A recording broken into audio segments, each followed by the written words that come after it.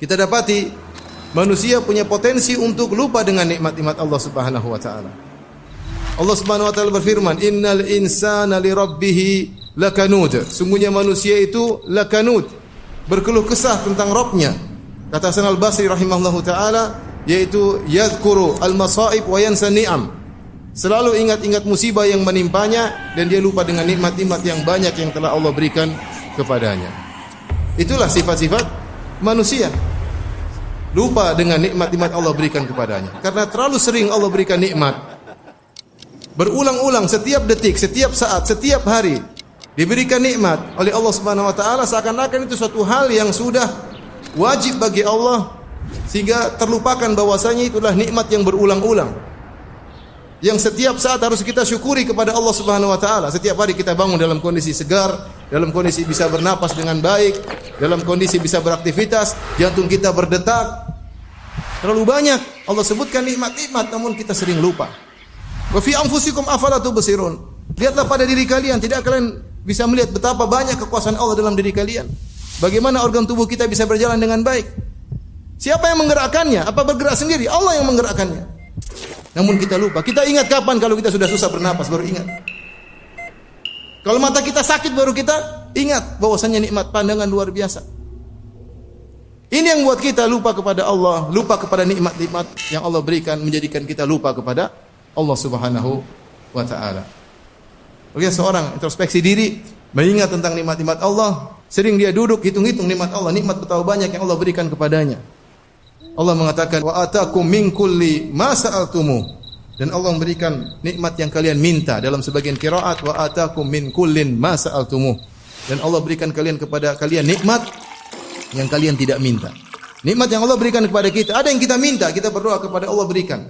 Dan betapa banyak nikmat yang Allah berikan kepada kita, kita enggak minta, tapi Allah berikan karena itu kebutuhan kita. Allah lebih tahu kebutuhan kita daripada kita sendiri. Karena ketika kita minta Allah tidak kabulkan, ketahuilah bahwasanya itu tidak maslahat bagi kita. Itu tidak maslahat bagi kita. Siapa yang sering mengingat nikmat Allah Subhanahu wa taala, maka dia akan semakin rajin beribadah.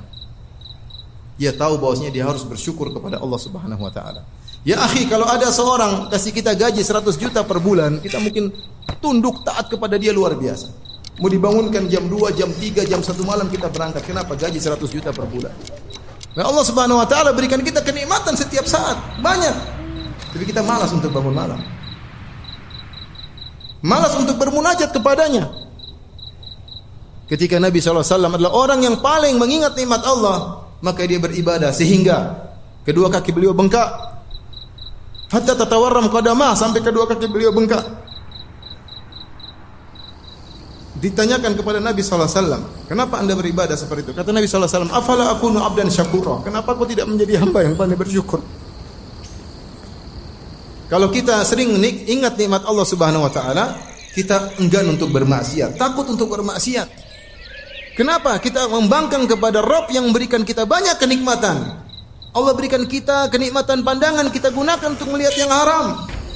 Allah berikan kita kenikmatan pendengaran, kita gunakan untuk mendengar yang haram. Karenanya Nabi Yusuf alaihissalam ketika diajak bermaksiat oleh Zulekha, maka dia berkata, innahu rabbi ahsana mathwaya, sungguhnya Rabbku telah berbuat baik kepadaku. Di antara salah satu tafsir yaitu dia bilang, Allah telah berbuat baik kepadaku, kenapa aku bermaksiat kepada Allah Subhanahu wa taala? Barang siapa yang sering mengingat nikmat Allah Subhanahu wa taala, maka dia akan lebih cinta kepada Allah Subhanahu wa taala. Maka dia akan lebih khusyuk beribadah kepada Allah Subhanahu wa taala. Semoga Allah Subhanahu wa taala menjadikan kita hamba-hambanya yang pandai bersyukur kepada Allah Subhanahu wa taala.